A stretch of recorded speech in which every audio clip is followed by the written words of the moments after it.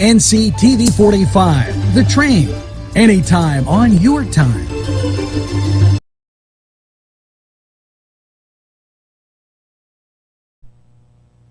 Today's programming is brought to you by NCTV45 and NC Radio 450, Newcastle's community television station. This program furnished by Sporting Goods, 23 East Washington Street, Newcastle. Call 724-658-2535. These fine businesses provided funding for this program. Gatherings, Town and Country, and On Target.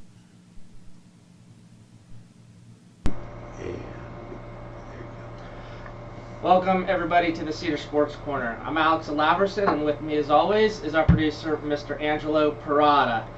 And Angelo, what a happy weekend of sports it was. Steelers won, Pitt won, Notre Dame Fighting Irish, they escaped with a victory, but a win is a win.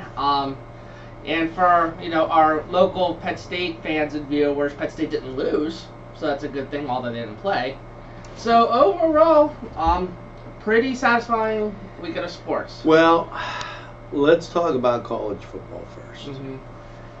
And in this, first of all, I'm going to give a quick bleep to the Duquesne Dukes, who won again over St. Francis PA, a rival, and really, I'll tell you what, the Dukes are having a good Division I AA or whatever they want to call it football year, and hats off to them.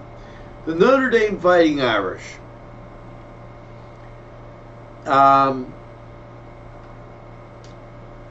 Mike Kelly is struggling on getting over the hump.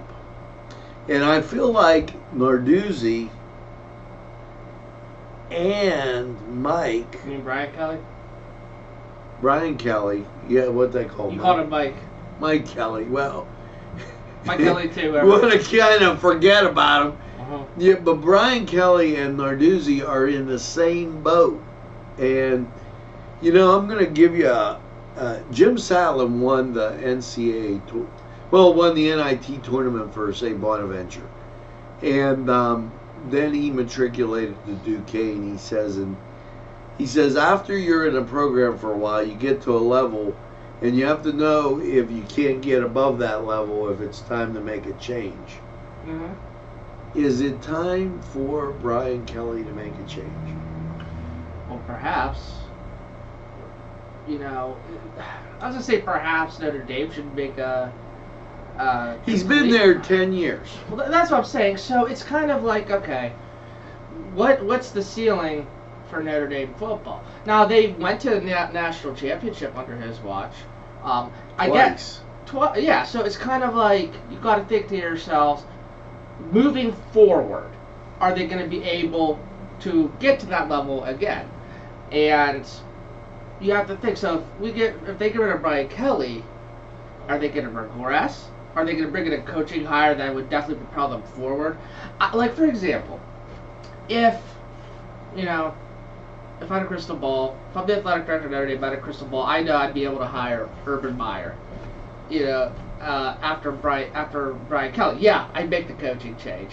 Or then you look at the ball, it's like, okay, my next hire isn't going to really be anyone that much better than Brian Kelly. There's no really candidates out there that's going to get them back to national championship contender level. So, again, you're not going to know all these things, of course, because they don't have a crystal ball. But you just got to have to discern.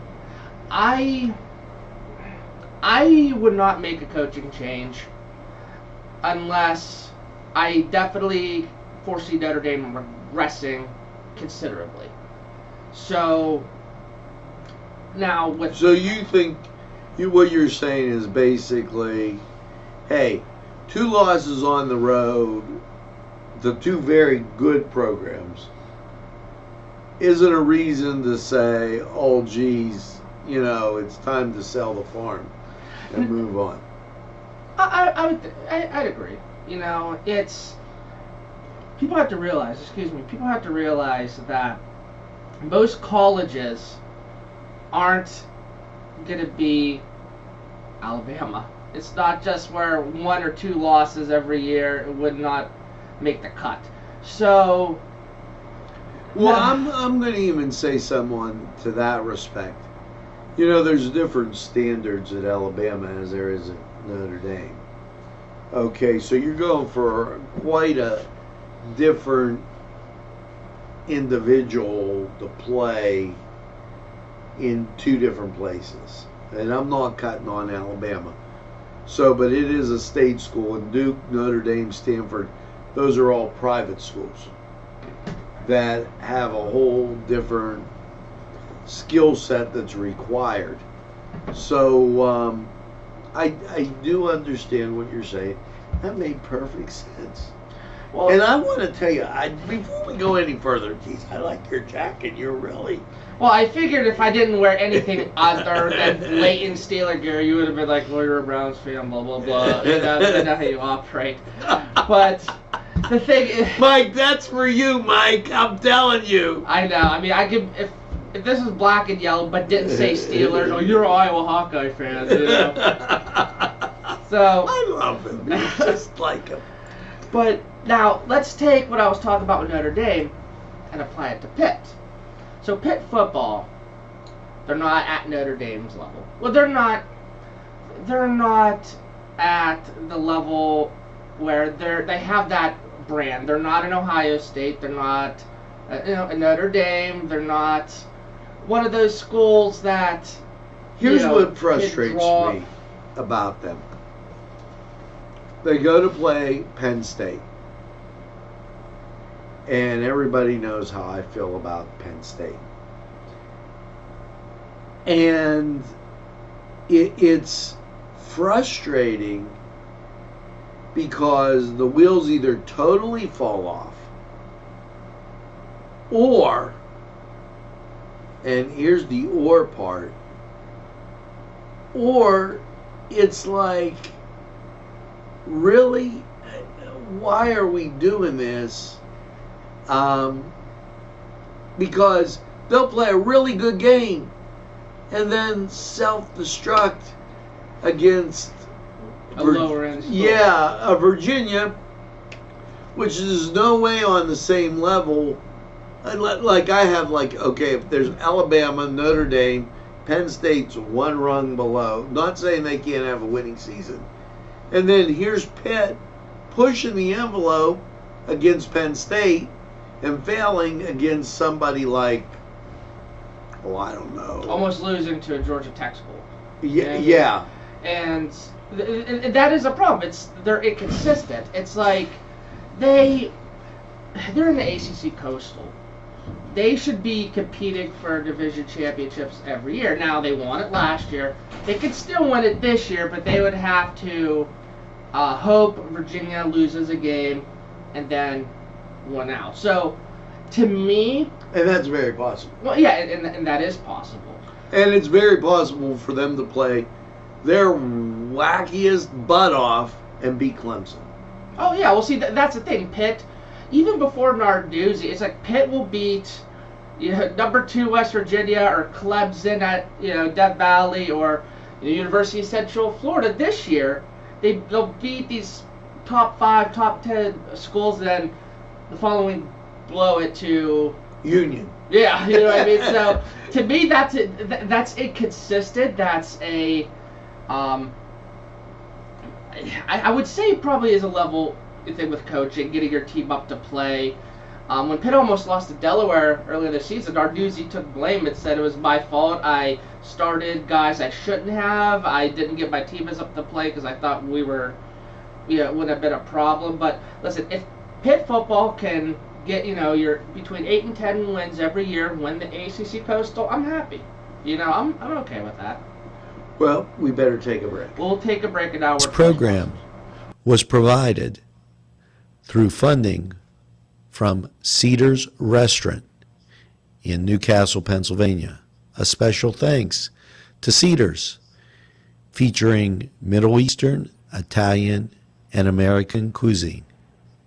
If you're craving hot dogs and more, and you're in the area, then look no farther than Coney Island, downtown Newcastle on Kennedy Square. This program was provided through funding from Cedars Restaurant in Newcastle, Pennsylvania. A special thanks to Cedars, featuring Middle Eastern, Italian, and American cuisine.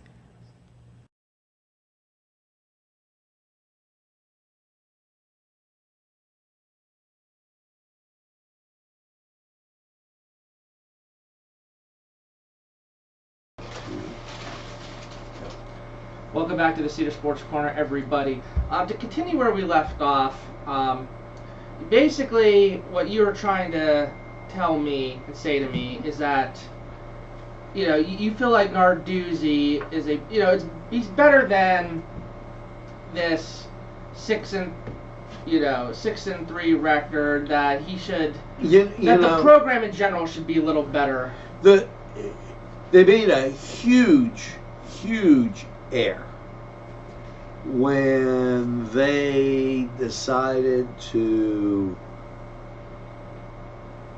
leave Pitt Stadium And replace it with the basketball. Yeah, and you could have put a dome over that and played there. Now I suspect, and I don't know for sure, but it was tied to funding. And it just doesn't, as nice as PNC Park is. You mean Hinesville? No, I mean PNC Park. Okay. As nice as PNC Park is, Hinesville just doesn't cut it. It's not the friendly confines. It is not Pitt Stadium. It is not Notre Dame Stadium. It is not Michigan Stadium. Well, it belongs to the Steelers. It's a pro stadium, and a lot of Pittsburgh media people will say, "Oh, that's a hogwash. It's all about winning. If you win, then you'll get to sell out, things like that." And well, there's obvious truth to that. You have to realize too that a lot of it, perception is everything. So you have a stadium that's 68,000 people. Is it? Here's a question then. Is it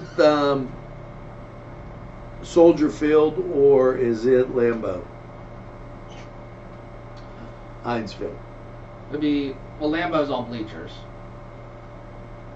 Is it as the, yeah, but I'm talking about. Well, no, historically, not for college. I mean, Hinesville, they have two Super Bowls there. Okay. For a pro stadium, I don't feel that it gives you the warm fuzzies that you get at Green Bay, and I am not a Green Bay fan, or that you get at Soldier Field.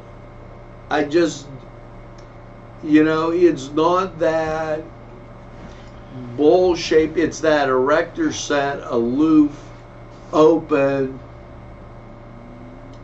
Well, no, I get what you mean. I'm looking at it from a college standpoint in terms of perception. It's like the Panthers are a tenant there. It's kind of like saying, "Hey, man, I'm homeless. Can I live with you for a while? Because I can't get on my own 2 feet by myself." So you have a 68,000 seat stadium, and Pitt, being a city school, they're not going to fill that up. So when you go to games, it looks like no one cares because it's too big. It's too big. It's not on campus. Students, well, do they really like getting on a bus and going downtown from Oakland? You have to wait, get up early to the game. I lived the life, and let me tell you what I mean. In the days of the Civic Arena, and I'm a Duquesne guy, we had to walk down the hill, and the Civic Arena was relatively close. So it was walk down the hill, cross Forbes, cross Fifth, walk up the little grade, and we were at the friendly confines of Pacific Arena. Even when we were playing, well, first of all, understand that we sold it out when we played Pitt. Because Pitt and Duquesne, especially at that time, was something special. And I still believe it's something special. But even when we were playing the much hated West Virginia Mountaineers, okay, it was sold very well, but not sold out, and it still felt huge, and it felt like you were away from everything and far back. And you know, I hesitate to say, geez, you know, that's how you feel at pro games, but you don't feel that way at a pro game at Lambeau or a pro game at Soldier Field. You're going to feel that way at those other places, okay? And thus, it being Pitt, you really feel removed from the situation. And I don't know what Pitt does to get closer to the situation. Well, here's the thing. You know, they're leased until 2030. Pitt is. They're signed through 2030 at Heinz Field. So, 9-year wait before they could even consider getting out of Heinz Field. And then I know it's is it practical? Is there anywhere in Oakland to put a football stadium? Tear down the Pete, put it back. Again, I know. You know what? That would be, from a marketing standpoint, it would be tremendous, because it would be like, hello, Pittsburgh, we're home. Mm-hmm. And you'd be home at Pitt Stadium. And by the way, we've got a dome over our stadium that, oh yeah, we can play those basketball games right on campus. So kind of like what Syracuse does. Right. No, that sounds good. In turn, I don't know the logistics of it all. If they're able to do that, contracts, things like But I'm just saying, in like, in theory, hypotheticals, that'd be pretty cool, But maybe for football, Pitt, a 40,000 seat stadium, maybe 40 to 50,000 seat stadium. 45, because they usually only get about 40,000. So okay, we can do 45,000. Then maybe when they do play a school that draws to where they would have like when they do play Notre Dame. Yeah, Notre Dame or Penn State. They're not going to play Penn State for a while, but then maybe go to Heinz for that. All right. But Pitt would just look so much better if they had their own 40,000 seat stadium, sold out. The atmosphere looks. Well, you'd have to see what the conference, because all the conferences have regulations on how big the stadium can be. Oh, okay. But that would be interesting. I know. Better take a break. Well, yeah, we'll take a break. I was gonna say Georgia Tech has a 50,000 seat stadium about, but now a word from our sponsors.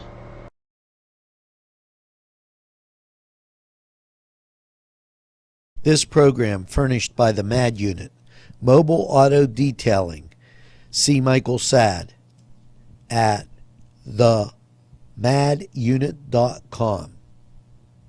Holy snowman, it's the Turf Bar, home of great sandwiches, appetizers, tacos, you name it, they have it at the Turf Bar. It's just the right food. You'll enjoy those special drinks. They're there too. And get that nice cold beverage, relax, enjoy the Turf Bar. If you ain't there, you should be. Hello, friends. Pinella Brothers, 1701 Hamilton Street, provided funding for this program. Great food and drink, Pinella Brothers.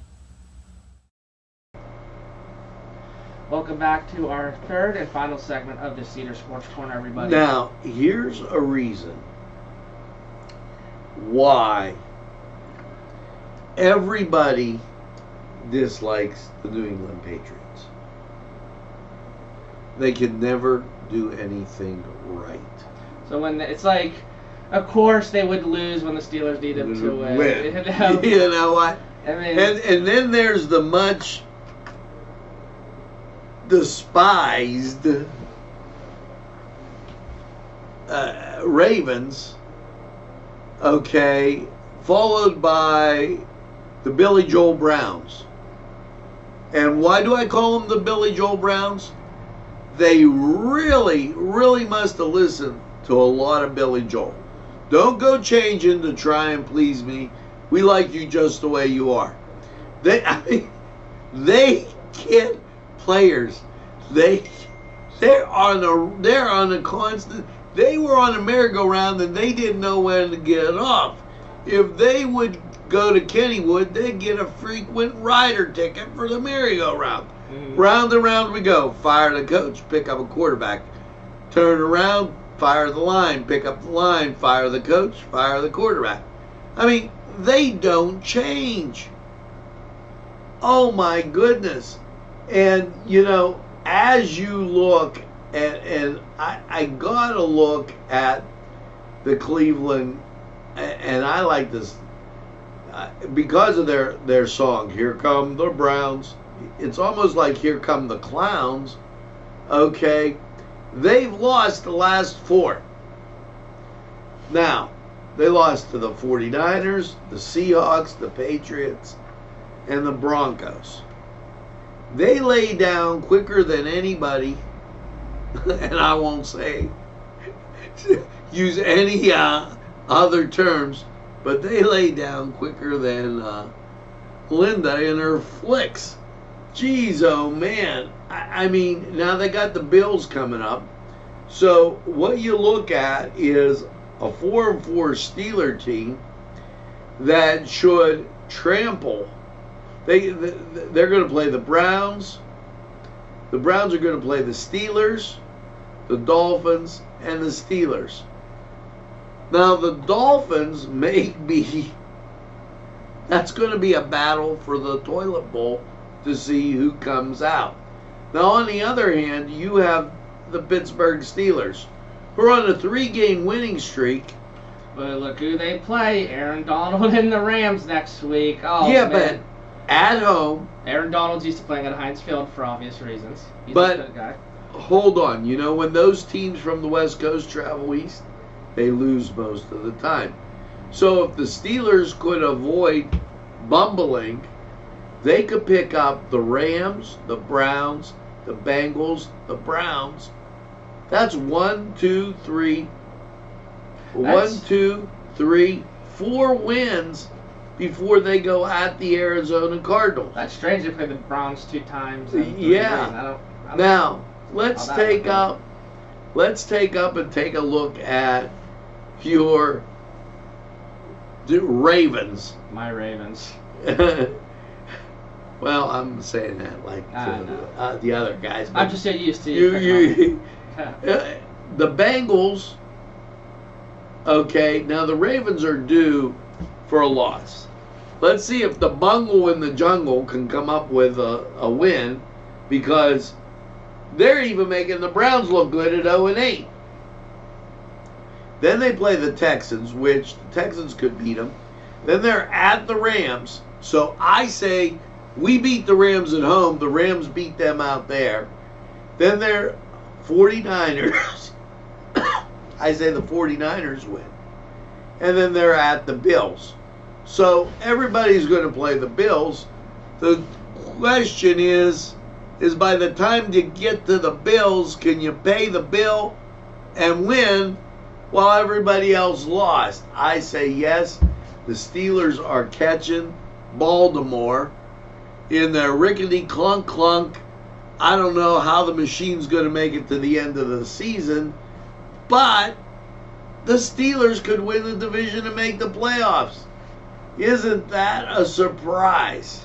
Well, and that, remember everyone was calling, for Tomlin's head, and I'm not getting back into that. Well, I still agree hold on, but I'm saying if the Steelers if Mike Tomlin and company is able to get this team, 9 wins, 10 wins, maybe even into the playoffs, then don't we have to give Tomlin credit for turning it around?